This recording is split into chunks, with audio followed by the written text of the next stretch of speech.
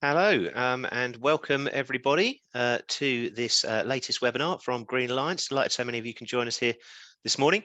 My name is James Murray. I'm the editor of Business Green, and I'm really pleased to have been invited to host this morning's session on the forgotten sector, how to shift the chemicals industry to net zero.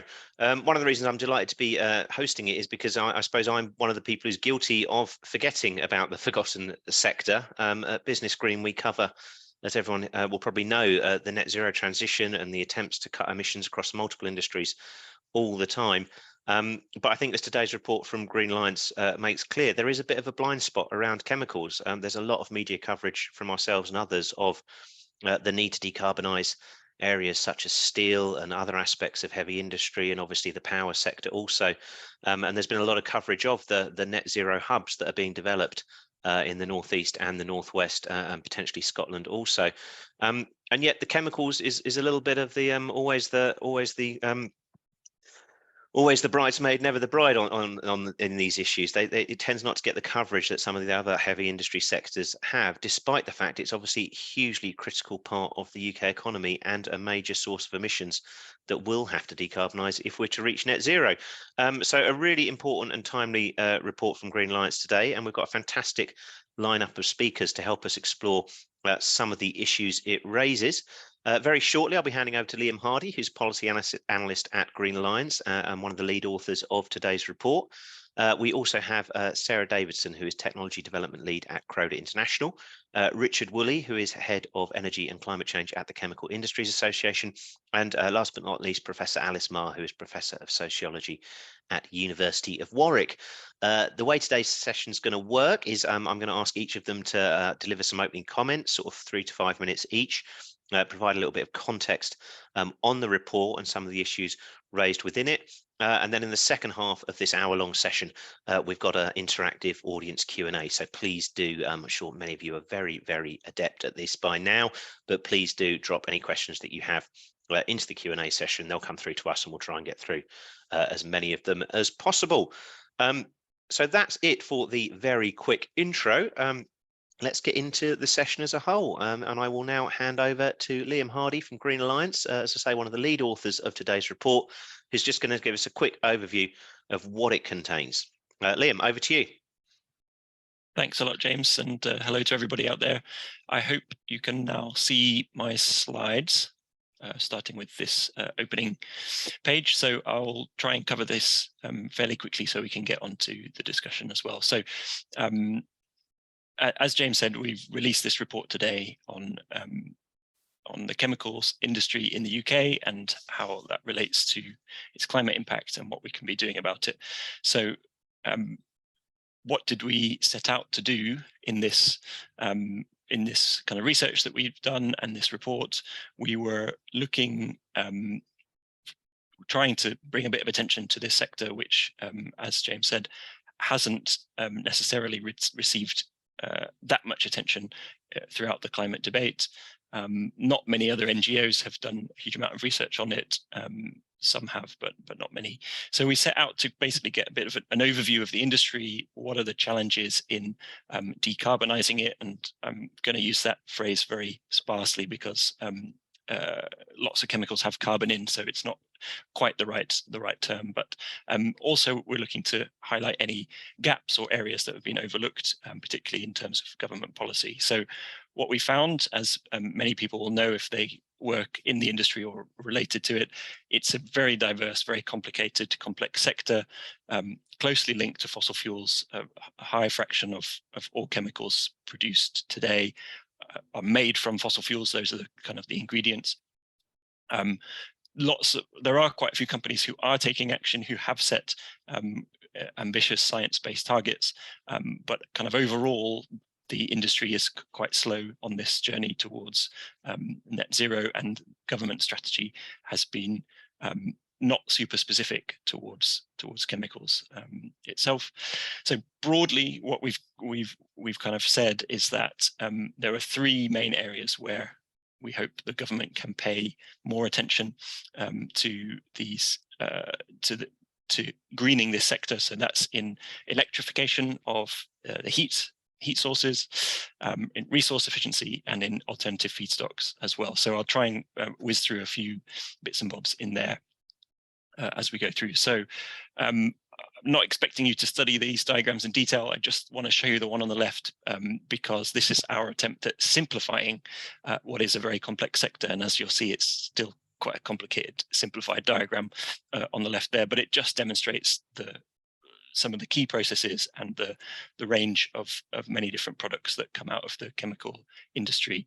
And on the right hand side, a map just showing the emissions across the UK, lots of clustered sites with high emissions, but a fair few dispersed sites as well, which we should not forget about.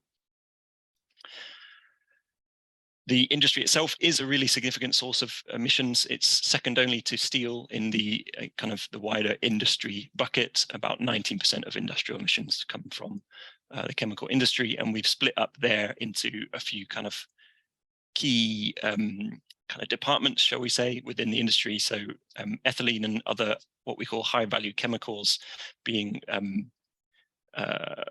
olefins, aromatics, those kind of things that get produced in what we call steam crackers. That's the biggest one on the top right there. Then there's hydrogen and fertilizers.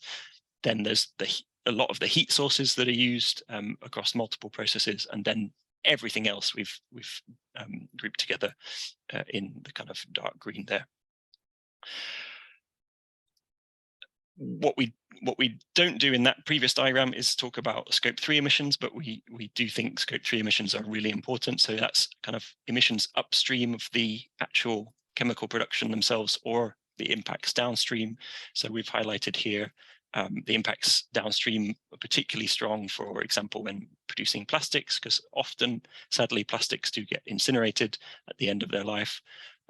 And the same, similarly in fertilizer, it's quite a key downstream producer of emissions, because using fertilizer often produces very potent nitrous oxide, which is a greenhouse gas as well. So, so we must remember scope 3 as we're thinking about this industry. And that's one of the reasons why we focus some of our recommendations on resource efficiency and also on the feedstocks, which we'll come to in a moment. So just a tangible real world example. Everybody knows what a bottle of washing up liquid looks like, feels like, smells like, but maybe not everybody knows that it's full of chemicals which tend to be made from fossil fuels, or sometimes from bioresources as well. And we've kind of broken down some of the contributions there in the diagram, but you can see that big fraction comes from the ingredients themselves and the production of the ingredients, and quite a lot in the end of life as well, with the packaging and the carbon in the soap being released to the atmosphere. And we did some quick number crunching to get a sense of the scale of this. So if we assume half of all households in the UK wash up once a day and use 12 millilitres of typical washing up liquid, the consumption of that is equal to about 40,000 average cars in the UK. So it's quite a significant thing. What we're saying is that government needs to give a bit more direction in its policies for the chemical industry. So we know the industrial decarbonisation strategy from the government highlighted 3 technical solutions for deep decarbonisation, being carbon capture and storage, the use of hydrogen, and electrification, plus obviously work on energy efficiency and the UK ETS as well. But a kind of clear action plan for the industry itself isn't there. Support for hydrogen and carbon capture and storage has been promising, although many people would say still moving too slowly, and support for electrification has been weaker, and that's, as I say, one of our highlights. And as I say, some companies have been setting ambitious targets and starting to shift away from fossil fuels. Some companies are located very well for carbon capture and storage or hydrogen clusters. And the Chemical Industries Association, which Rich will talk about in a moment, is working hard to support its members to make those reductions. But some major companies are still investing in infrastructure that locks in fossil fuels. And we aren't seeing that looking ahead to a long-term transition towards alternatives like green methanol, which we might be able to touch on in a bit. Here's that diagram again, but just highlighting our 3 areas of kind of overlooked areas that we would like to see more focus on. So that's at the top, replacing those fossil fuel feedstocks with alternatives. In the middle, electrifying our heat processes, and related to, at the bottom, the products that are coming out, resource efficiency, demand reduction, and so on. Very briefly on the decarbonisation of heat. Most of the heat in the industry is currently provided by burning fossil fuels.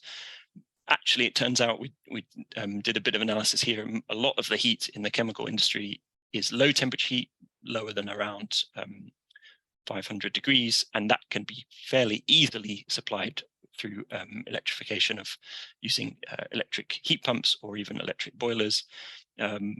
Generally more efficient than fossil fuels, generally cleaner, fewer emissions, and lower risk. So there's this long-term risk that still possible. Carbon capture and storage doesn't work out as planned. There are risks of hydrogen leakage as well. So we're just saying, let's not forget the electrification option. It should be a good one for the low temperature heat, and there's lots of innovation going on for the high temperature stuff and the steam crackers as well. So so there's a lot there.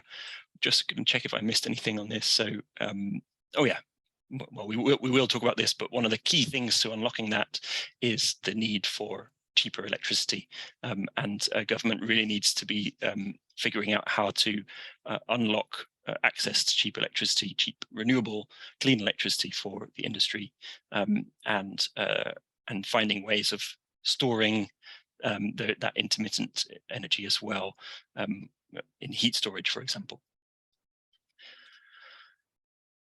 Our second recommendation on resource efficiency, we've got an example of a kind of resource use hierarchy there, but the main message is really that demand reduction is critical and is widely accepted as a major lever, but we are lacking the policy support and the kind of the steer towards new business models. Mentioned fertilizer earlier in terms of the huge downstream impacts of using and overusing fertilizer, and in the UK, I think we use 40% more fertilizer than we really need. Much of it is kind of wasted, but it's still producing that potent nitrous oxide greenhouse gas emission as well. So very important to be thinking about this. And then, as I say, finally, alternative feedstocks. There are many different options on the table. None of them are perfect. All of them have risks and trade-offs, and some of them are maybe better in the short term and others better in the long term. But really, we need to be starting this conversation now to figure out where we need to be working towards in the future, so that we can be scaling up those different alternatives to fossil fuels, which might be sources of biomass, captured carbon either directly from the air or from other industries, combined with green hydrogen, but also waste materials, chemical recycling, and so on. So there's a lot of interesting options out there. We probably won't want to be using all. We won't want to go all in on one. We might have some balance, and that might shift over time. And at Green Alliance, our next piece of work in this area will be exploring some of these feedstock questions and how they interact with other areas of the net zero economy as well. I'll more or less finish here. I won't read out all of our recommendations. You can dig into them in the report, but just the headlines again: electrification, resource efficiency, and alternatives to fossil fuel feedstocks. And with that, I will stop. Thank you very, very much. Do check out the report, and looking forward to all the questions.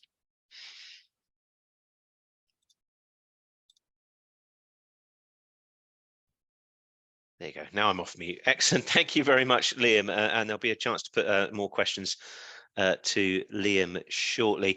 Our next speaker, delighted to have Alice Marr, Professor Alice Marr, join us, who's Professor of Sociology at the University of Warwick.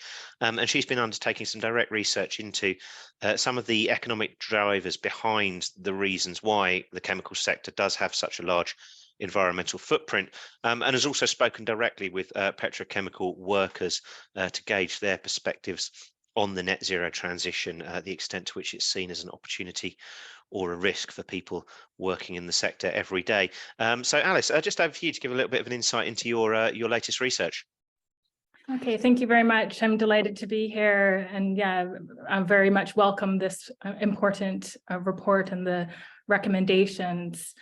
So the research I did was funded by the European Research Council and looked very extensively at the global petrochemical industry, both the corporations and those communities who live close by.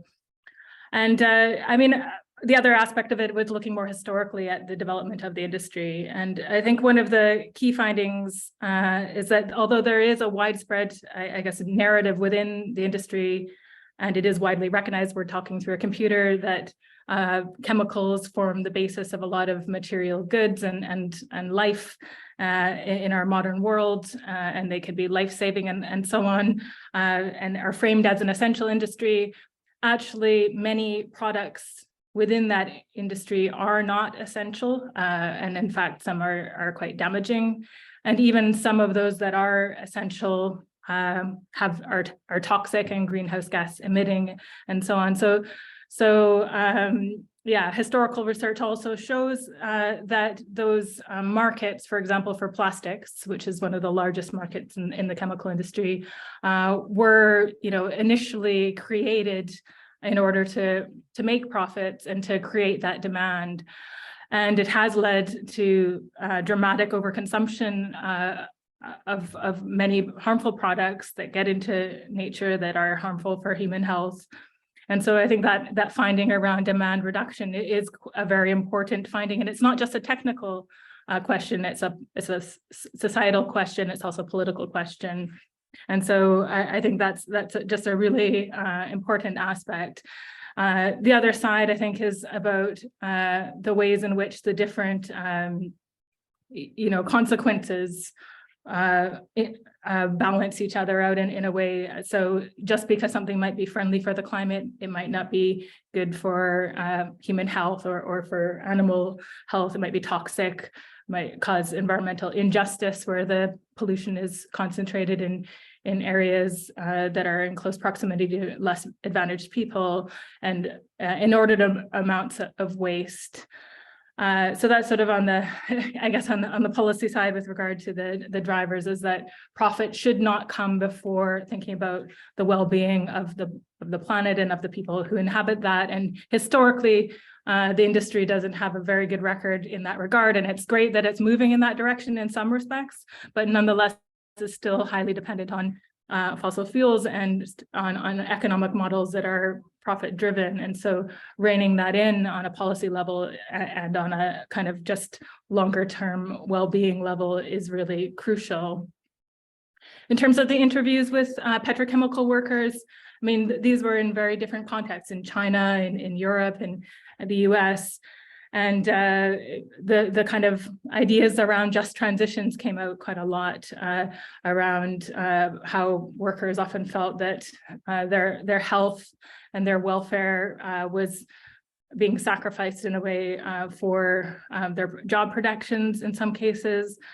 And I think it's also important to realize that even though many petrochemical workers or chemical industry workers today would be on the side of industry and jobs, they were at the forefront of many of these movements around occupational health and clean environments since the 70s and 80s. And it is really important thinking about a net zero transition to take the considerations of workers and local communities as well who live close to those plants seriously, and consider their livelihoods and those balances. So that's where I would end my contribution. Thank you.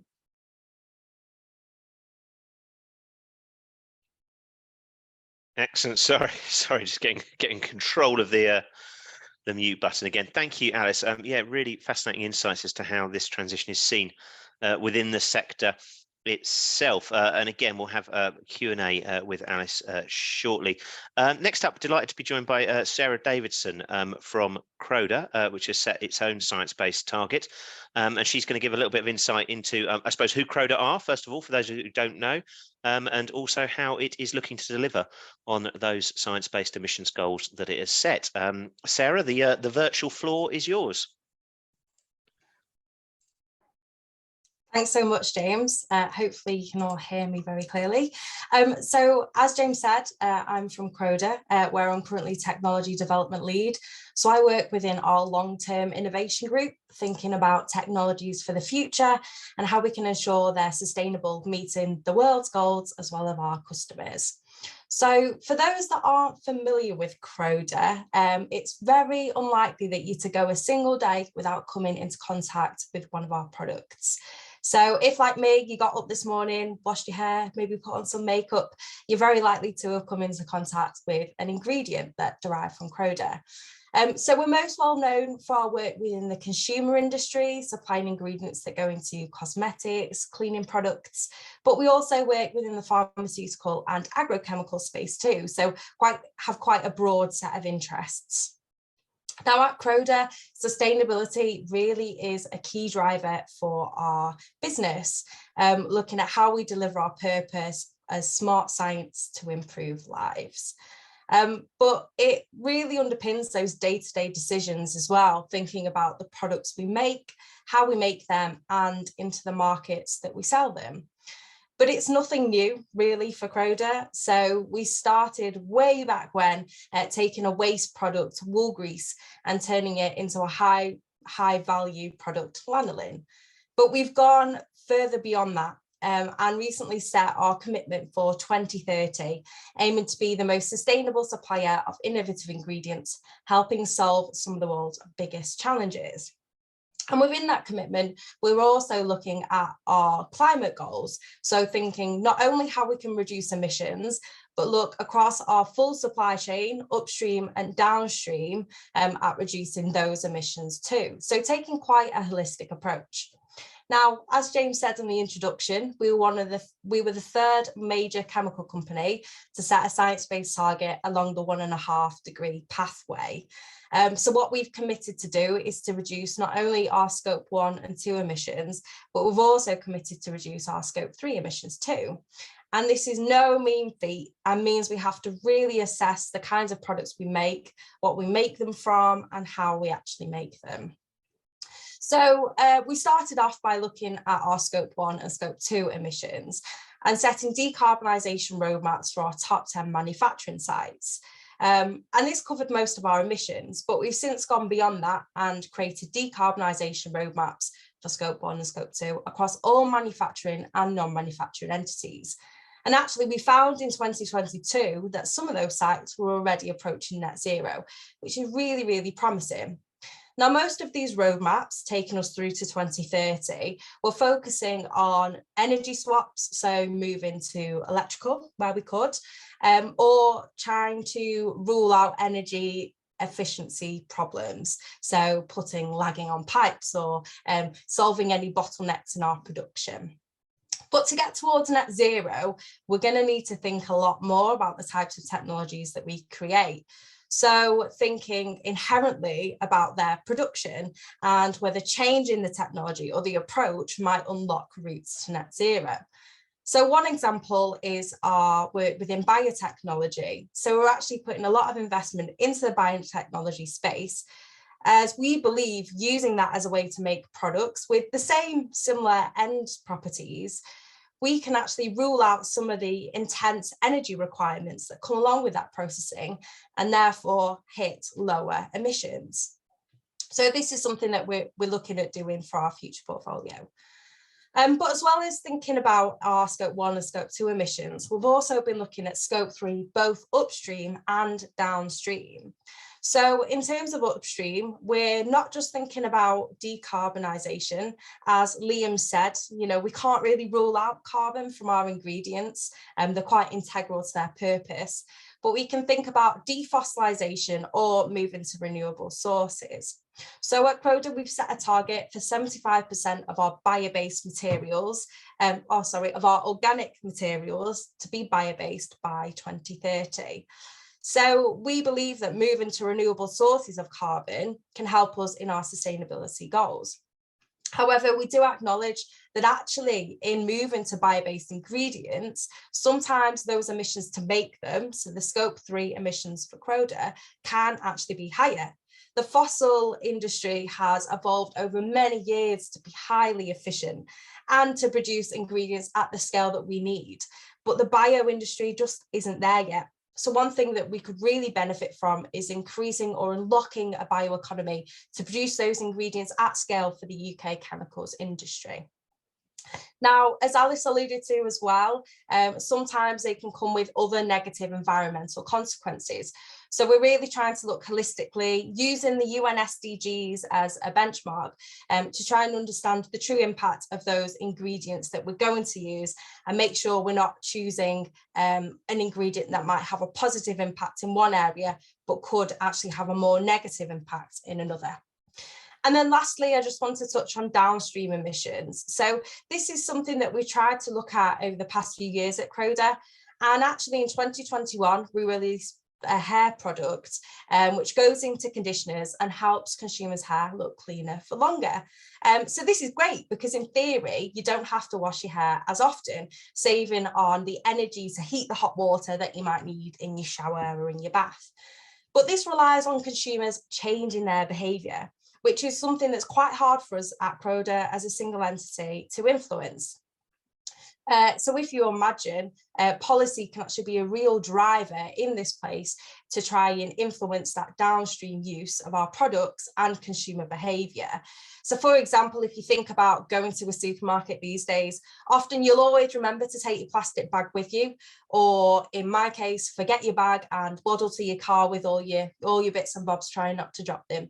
That's one way that we've seen policy actually change consumer behaviour. And I think there's something that we can do more to try and think about the use of our chemical products and their downstream emissions too. So just to wrap up, I think there's lots of areas when we can take support as a chemical industry to try and reduce our emissions across the whole supply chain. So from upstream emissions and developing that bioeconomy to thinking about incentives for reducing our own energy, downstream to look at consumer use of our products as well. So I'll finish there, and I'd love to invite your questions as we move on to the Q&A later. Excellent. Thank you, Sarah. Yeah, it's fascinating to see, actually. It's always the case with whether it's chemicals or other industries, you do just need that full spectrum approach to net zero. You're not going to get there without tackling every aspect of it. And yeah, really interesting to see that's how Croda is taking on the challenge. Last but not least, from our speakers, we have Rich Wooley, who is joining us from the Chemicals Industry Association. Rich, yeah, the floor is yours to give a quick overview of, I suppose, how the sector is responding to the net zero challenge, and also what's needed from here to start delivering on some of these ambitious goals, both from a policy perspective and from your member companies themselves. Yeah, Rich, the floor is yours for the next 5 minutes. Thanks, James. I guess, first of all, picking up on some of the comments from Alice on societal changes and the need for robust regulation and transparent compliance with regulation, I think it's important to double down on that comment that in our modern society, chemicals are really underpinning every sector of the economy. So we say over 90% of manufactured products rely on chemical sector content. And so decarbonising chemicals is a key part of the UK's broader decarbonisation effort. But we are also solution providers. So chemicals will be fundamental to the net zero transition. If I take 3 of the key emitting sectors in the UK, transport, power and buildings, we're providing the innovative lightweight materials, biofuels, synthetic fuels, including hydrogen and ammonia, that are going into the decarbonisation of transport. In terms of power, we're providing the composite materials that go into wind turbines, the ingredients for batteries and solar panels. And when you're looking at buildings, heat and buildings, we provide insulation and also create new energy efficient technologies to underpin heat and light. As a sector, we've come a long way. We've decreased our Scope 1 emissions already by about 80% since 1990. Part of that is through carbon leakage, but also a significant chunk through fuel switching, through emission abatement and energy efficiency. And we can point to an 18% improvement in energy efficiency between 2008 and 2020 via the government's climate change agreement scheme. But that last chunk of emissions, about 11 million tonnes, has stabilised over the last 10 years. And that's because the low-hanging fruit have gone. And what we're looking at now really are step change investments in net zero technologies, absolutely the ones that you highlight in your report. So switching to clean electricity, to hydrogen, and CCS for unavoidable process emissions. But also we need a clear and stable policy environment for investment on site. What's CIA doing? Well, we have a number of networks that meet to talk about these issues. So we have the Sustainability Steering Group, which is a group of senior sustainability leads from across our membership who meet regularly to discuss sustainability, to set our broader CIA sustainability vision, and to exchange ideas on best practice. We also have an energy and climate change policy network that meet to digest government policy in this area and to provide feedback to government on behalf of the sector on how to decarbonise UK industry. We also have a net zero subgroup working at our council level, which facilitates discussion on net zero, how we get there. And it was that group that allowed members to come together and agree a collective ambition to reduce emissions by 50% by 2034 and 90% by 2050. And that's in line with the Committee on Climate Change's pathway for our sector outlined in their 6th carbon budget. We also run a sustainability conference once a year where members come and present on what they're doing on sustainability and decarbonisation at their sites. And we signpost for our members relevant material, webinars, events, funding to try and help with their decarbonisation effort, to try and help our members with their decarbonisation efforts as best we can. We've also, working with partners, developed a net zero guide, which you can find on our website. And so that takes you through from right from the beginning, figuring out what net zero means, all the way through to target setting and implementation. And in terms of what we want to see, I mean, if you were building a new chemical plant in the 1980s, you wouldn't build it in a place that didn't have access to large amounts of affordable natural gas. If you're looking to invest in a chemical plant these days in the 2020s, you're looking around to see where you're going to have access to reliable and competitively priced clean electricity, hydrogen, and CCS infrastructure. So we're asking government for investment in that infrastructure to help attract new green industries and encourage chemical investment in the UK. And if we didn't do it, we're going to lose these industries to other countries that are doing it. Look at what the US is doing with their Inflation Reduction Act, which is really clear, consistent long-term policy for the next 10 years, with clear incentives to invest in green power, hydrogen, and CCS. And the EU now responding with their Green Industrial Plan. We want to see government creating that investment environment for green UK chemicals up to 2050.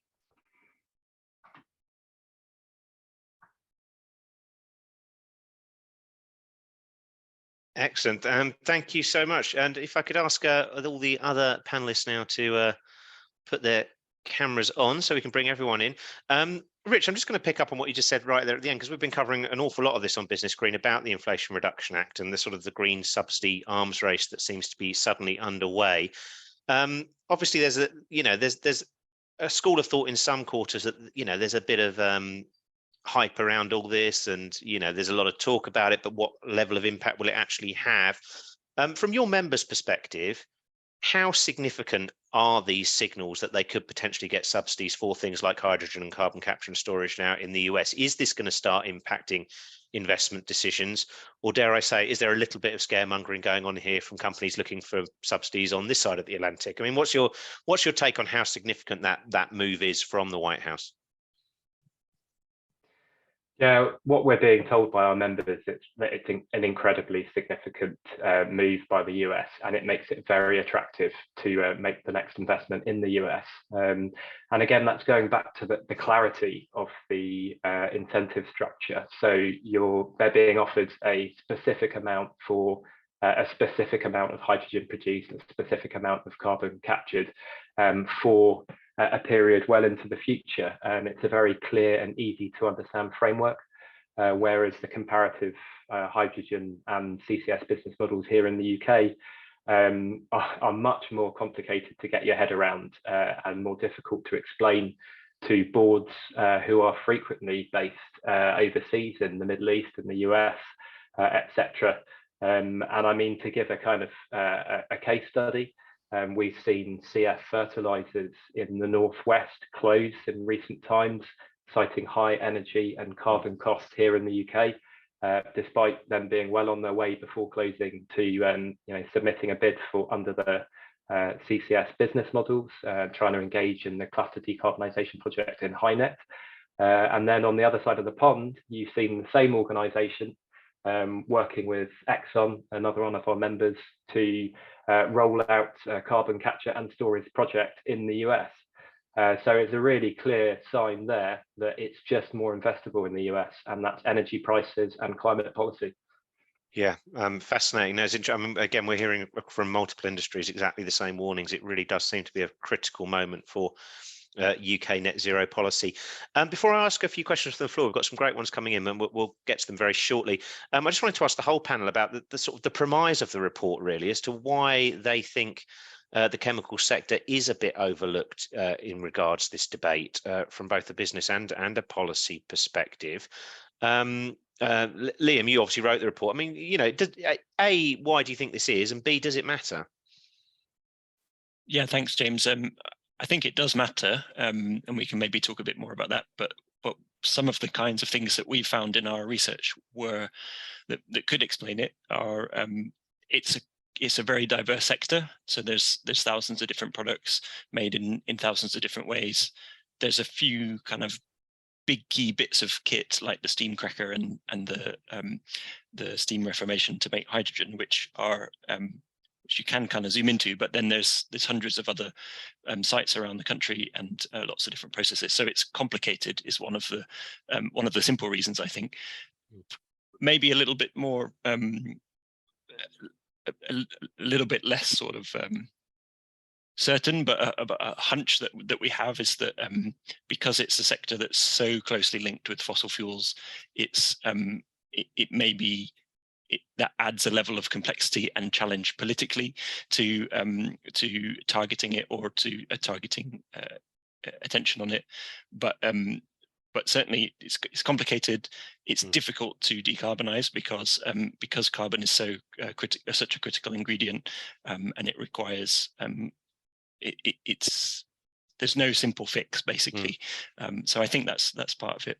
Absolutely. Alice, I mean, presumably you concur with that. I mean, how I suppose the difficult question is how credible is this? Can we get to a net zero chemicals industry, or is this one of the sectors that is always going to be so hard to abate that we can't get there? I mean, we have one question from the floor that says, you know, is it possible to have a future chemicals industry that isn't reliant on fossil fuels? To be honest, I think that is highly unlikely. I mean, the International Renewable Energy Agency, they published a report last year written by researchers called as Net Zero Emission Pathway for the Global Chemical and Petrochemical Sector, where they basically reviewed all the technologies on offer, including those discussed here, and said, even if you did them all, and there is a hierarchy of how you do them, and even leaving aside, you know, the tremendous political will that would be necessary, then it's very, very dubious that that is ever going to happen. And so, yeah, I think it is, there's often that kind of framing around, you know, we can do it, technology will save us, it could be a win-win situation. But if you actually just look at the cross-section of the maths in terms of the very uncertain technologies that are out there, it does seem highly unlikely. And I think just because the industry is providing solutions, you know, getting into new markets around solutions, that doesn't erase that fact. And I mean, that creates another potential challenge for the net zero transition, in that often demand for petrochemicals is used as a reason for continued investment in oil and gas, because they say that there will be this continued demand. I mean, how does the sector manage that? Because, you know, there is a risk that it becomes cover for investment in more and more projects, extractive projects that maybe we don't need, because obviously it would still, overall demand would come down even as you do develop these new feedstocks, even if you never eradicate it completely. Is that still a question for me? Yes, sorry. Yes, sorry. That was a follow-up to you, Alice. Sorry. Yeah. I mean, that has been a huge, like, widespread criticism of the reason why petrochemicals and the chemical industry are the hidden middle is precisely these reports coming from, you know, the International Energy Agency and many market forecasters saying, you know, that is the future of oil and gas. It's in chemicals, both because of the green technological investments, but also because of future markets in plastic. So it is a strategy that's been observed and reported on extensively, that's how oil and gas is hedging their bets in the green transition, is to put it all in that as a sort of a lifeline.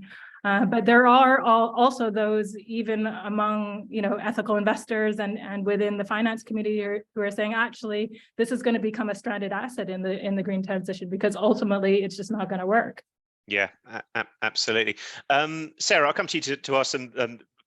Obviously, we might not get to fully not using fossil fuels, but there is, as you mentioned, loads of really exciting innovation going on. I mean, can you just give us a sense of maybe a couple of the technologies that you think hold the most promise in the near term, and that you think will start to deliver quite significant emission cuts? Yeah, so one of the areas I mentioned is the use of biotechnology. So looking at, we can use enzymatic routes to get to new chemicals, or synthetic biology approaches too. And the value here is that we can actually avoid some of those high temperature processes, often using quite harsh reaction conditions and harsh chemicals to get to the same end product, or a product that's chemically very similar and has the same effect. So this is something that we're looking at as a whole technology approach. Aside from this, we're also looking at site decarbonisation, looking at engineering technologies. So things like moving to continuous type processes. So this is something we've recently employed at one of our sites in the UK, in Yorkshire. And not only does this increase the energy efficiency of the process, increases the output, but also it makes the process much safer. So you're closing away those harmful chemicals from potential interaction with those that work at the site or the communities around it. So I think with these new technologies, one interesting thing to note is that we don't just need to focus solely on carbon emission reductions, which I know is kind of the theme for today, but more broadly, we should be looking at coupling that with other benefits too. So can we actually increase our profits as a result of increasing efficiency? Can we make things much safer for those that work at our site? So I think we still need to keep the picture pretty holistic, without getting away from what's truly important. Absolutely. Excellent. We've got lots of questions coming in from the floor. We'll try and rattle through a few of them before we wrap up in 15, 20 minutes or so. A question about the report. Peter Clark says he's keen to hear more about Green Alliance plans to look into feedstocks. I must admit that got my news senses going as well. I thought that sounded really interesting. Are you going to be looking at the demand across energy, fuels, chemicals? And he also says we need a better shared understanding of the demand across sectors, and what's the best use of our indigenous feedstocks, where it makes sense to build international supply chains and imports. I mean, such a fascinating and important area. I mean, we've written a couple of stories recently about the sustainable aviation fuel space and the competition for feedstocks that we're going to have globally. Liam, I suppose it's a question for you. Can you give a bit of insight into what work you're going to be doing there and why it matters so much? Yeah, absolutely. It's another kind of complicated question with lots of different intersecting parts, but absolutely that, you know, we need to start figuring some of these things out. Many people will know that the government is working on a biomass strategy at the moment, and we hope to see chemicals and chemical feedstocks featured in there in an appropriate way, where all of those different risks and trade-offs are thought through carefully.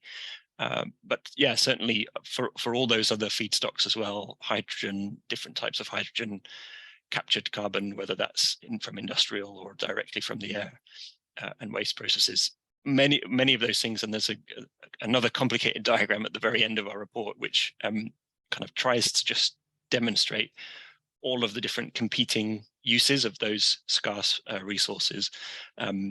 Certainly, the plan is to have a think about how they all intersect, how they intersect with things like the power sector and other fuels.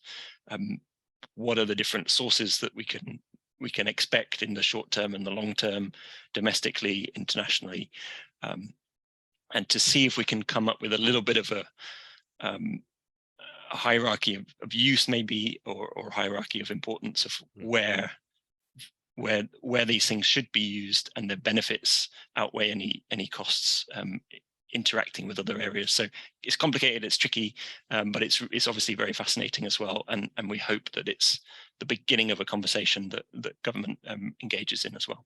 Yeah, absolutely. Rich, I saw you were nodding along during part of that. I mean, this feedstock question must be hugely challenging for your members, because there's lots of areas where we can cut emissions quite substantially in theory, but scaling up and securing those feedstocks does remain a huge challenge. Yeah, absolutely. No, it's definitely on our radar as one of the biggest challenges we face. And I think you were citing the Royal Society of Chemistry report on sustainable aviation fuels last week, which really kind of drives the point home in terms of competition for resources. So we've been working with, what was BEIS, now DESNZ, on informing the biomass strategy to say, listen, what limited biomass resource is available in the UK, let's use that for high value chemicals, keep it circulating in the economy, rather than burning it for fuel, which would be the least wise thing to do with it. So yeah, other sources of feedstock, totally agree. It should be sourced from waste, whether that's agricultural or forestry or municipal. But yeah, it could also be sourced from networks of hydrogen and captured carbon dioxide, which we're looking at rolling out in the UK in the major industrial clusters. So where those basic chemicals tend to be made. So we could have an alignment there which works really well. But in terms of the requirement, what's needed in terms of scale, it's a really, really interesting question, and would very much support any research that Green Alliances did into the issue. Interesting. Sarah, I saw you nodding as well, actually. I mean, again, this is, for somebody working in the space, big challenge on feedstocks. Yeah, definitely. And as I mentioned, we have targeted the use of bio-based raw materials with the idea that we can get a source of renewable carbon, but it's not that simple to just saying, oh, we'll just swap that to a bio-based alternative. There aren't actually bio or renewable alternatives for a lot of the chemicals that we use, and then honing in just on the UK, that supply chain just isn't there. So that's an area that, it would be great to see more investment, how we can scale up the production of those renewable raw materials. One of the things we see a lot of at Croda is new companies, innovators reaching out to us and saying, hey, we've got this idea, and they're hoping for that investment, that collaboration to scale it up, but that opportunity just isn't there at the moment in the UK. So that is something that, I and my colleagues at Croda would very much like to see. Yeah, absolutely. I've just got a couple of other questions on feedstocks, and then we'll move on to another topic. But we've got a question here from Greg Archer at Lanzatech. And he raises the point, at present, there's no regulations that sort of require chemical industry to shift away from using, virgin fossil fuel feedstocks currently. They're very dominant. He asked, should there be a requirement on the chemical industry to progressively shift away from fossil feedstocks? And then a sort of follow-up question to that from someone else about how can regulation support and encourage industry to shift reliance from feedstocks with high nature trade-offs and limited supply like biomass to more plentiful feedstocks that are currently expensive, for example, air source carbon capture and other options. Alice, I'll come to you as sort of the professor here. I mean, on that policy landscape question, I mean, is there a case for more policy intervention here to try and manage this transition, hopefully towards more sustainable feedstocks? Yeah, I mean, I think regulation is a very important space here. I mean, I think I could point to one, I guess, one of the complexities in terms of regulation and policy here, and that's around in Europe, the circular economy kind of regulation or policy line, where many chemical industry organizations have piloted chemical recycling, and that's seen as one possible solution. It's not bio feedstock, but it's keeping materials in use longer by bringing materials back to their molecular structure through, large scale plants and pilot technologies. But one of the problems that has been identified with chemical recycling is that it is actually very generally bad for greenhouse gas emissions, because although it helps with keeping materials in use longer, it actually requires quite a lot of energy to run those and to build them. So I think that's where attentiveness in terms of thinking about regulations, and also all the associated issues around the, as was alluded to with the alternative feedstocks, also having environmental challenges, also requiring energy. So I think there's no one size fits all solution, and regulation needs to look very closely at the different benefits and costs of the different kinds of technologies being supported. But I think, my end of day message is that demand reduction will help with some of those issues as well. And presumably there's a sense that regulation is coming for this industry, whether it's through sort of higher carbon prices or more demanding standards, or again, Sarah, as somebody who works in the industry, there must be a sense that these regulatory pressures, financial pressures, they are only moving in one direction. Yeah, definitely. I was going to mention, carbon pricing and taxation, and I think that's something that the UK will have to think quite carefully about. So make sure that we evaluate the taxes of things coming in as well as those coming out, so that they're balanced, and that we're not going to see that shift in investment and innovation moving to elsewhere globally to try and avoid some of those taxes. So I think that's a very, very important thing for policymakers to think about. The other thing on regulation and policy is the kind of European Green Deal, safe and sustainable by design type criteria, which I know it was DEFRA we're thinking about within a UK context. I think that provides a real opportunity to look at how we innovate and think about those new safe and sustainable chemicals. But again, honing back into the UK, what we need to do is we make sure that does entice innovation, and it's not seen as something that stifles it. And again, we keep that investment and engagement within the UK specifically. So there are things coming. I think we just need to think carefully about how we handle those to try and make sure that we are promoting the UK chemicals industry. Absolutely. Just a couple more quick questions before we wrap up. Another one on the report here for Liam. Amy Peace from Innovate UK, UKRI says, did the report cover the challenges of co-production, which is, the case where you're producing one product that's kind of but then the offshoots from that product are essential for producing other things. And we've seen some problems with that space in sort of fertilizer and other sort of energy and hydrogen and ammonia, all interlinked in some ways, creating problems in the supply chain.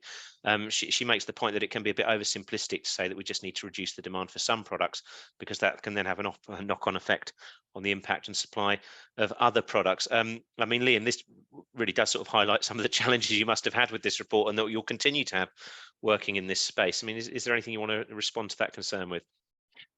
Yeah, absolutely. It's a challenge and it's complicated, and we have simplified in many ways to a simple message of demand reduction is vital for this sector. But yeah, lots of complicated overlapping things. So not least the fact that the sector operates in a global market, and there's a huge trade of chemicals in and outside of the country, into and out of the country.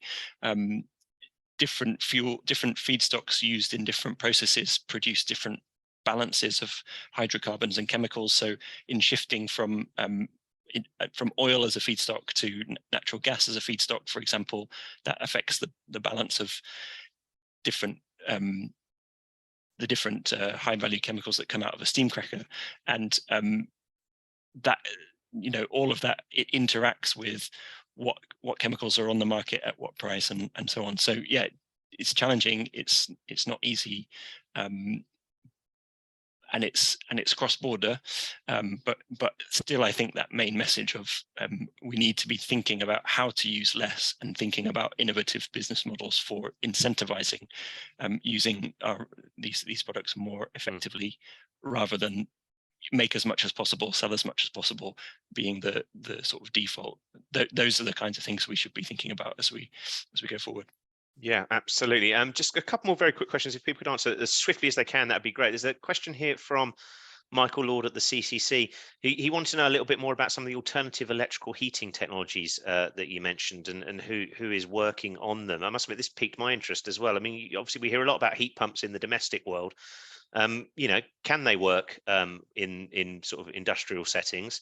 And what other options are available in this space? Who wants to take that one? Who's engaged with electrical heat? Liam, do you want to just jump in quickly, as you mentioned it in your presentation? Just a few names that we came across that might be of interest to folks. So there's a couple of electric steam cracker investments going on in Europe. I can't remember all the names of the many companies that are involved, but that's quite an exciting space. There's also a startup called Coolbrook who are trying to build an electric steam cracker as well. Then we also came across the Rondo heat battery idea, which is to store high temperature heat that's maybe been generated by intermittent renewables, store it over long periods, and then pull the heat back out again.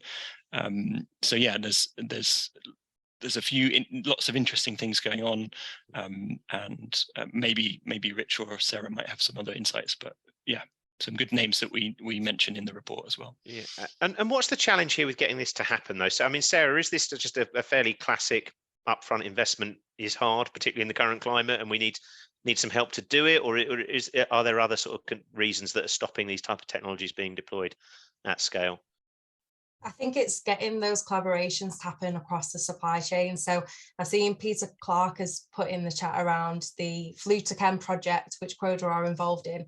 So that's where we're looking at taking emissions from a heavy emitting industry and converting those into, an end product, a shampoo or a washing product that can be used then by the consumer with that initially captured CO2. So that project has been great at connecting all of those players across that supply chain. I think that's what we need to see more of, but both up and downstream as well. The facilitating that, I think, would really push us forward. Absolutely. Excellent. I'm very mindful. I don't want to overrun on people's time with a webinar. I know people have other meetings or indeed lunch to get to. So just very quickly to wrap up. I mean, if you could have, so imagine I'm Grant Shapps sitting here from DESNES, or maybe even Ursula von der Leyen sitting here from the European Commission. What would be your one policy wish to start to get more focus on the net zero transition for the chemicals industry and start to deliver some real progress? What would be your one top recommendation for policymakers here? Liam, you wrote the report, so I'll start with you and then go around the table. Read the summary of our report. There we go. Very simple. Alice, what would be your top wish list policy? Alternatives, scientists and economists in terms of models for challenging some of the core assumptions behind the industry's growth and demand models. Interesting, getting into the socioeconomic side of it and start asking some of those tricky questions about whether do we really need some of this stuff. Rich, what would be your top of your wish list? I mean, given obviously, I presume you're putting submissions in, budgets coming up very soon. What would be your priorities currently? Well, I think just looking at those technological options for decarbonisation in the sector, we've got hydrogen business models on the way, we've got CCS business models on the way. So what we really need now is access to competitively priced, reliable and clean electricity to help incentivize that fuel switch to electricity for many sites. And do you think those three things would be enough if we get those three things, competitive power and some form of support on those two functions, to push back against the US and EU subsidy push on this, that the UK can remain competitive? We're not fighting a losing battle here. Absolutely. I mean, if you've got an investment in an asset based in the UK already, then you've got sunk cost, you've got skilled people working there. There's a lot of reason to continue that investment running in the UK. So if we have cheap, clean electricity, it then creates the business case to switch it to a more sustainable fuel for the long term. Absolutely. Excellent. And Sarah, what would be your wish list, on top of your wish list? Top of mind would be investment in renewable feedstocks, so increasing that availability and supply across the UK. Excellent. Thank you so much all. Thanks everyone for your questions. Sorry we weren't able to get through every last one of them, but yeah, fascinating area. As I say, I would really recommend the report, and particularly, you know, have a look at the executive summary. Is a really good summary there of what's needed. So yeah, do take a look, and please do help ensure that this doesn't remain a forgotten sector going forward in the net zero transition.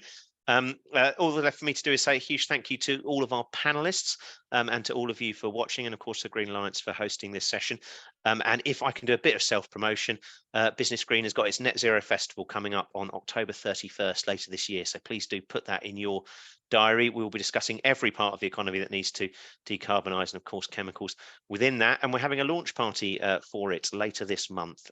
So if you are fancy joining us, meeting face to face for once rather than just on the digital platforms, we'd be delighted to welcome you later this month to that event. Excellent. Thanks again, everybody. Thanks for supporting the event, and yeah, hopefully you found it all useful, and we will, I imagine we will gather again soon. Thank you.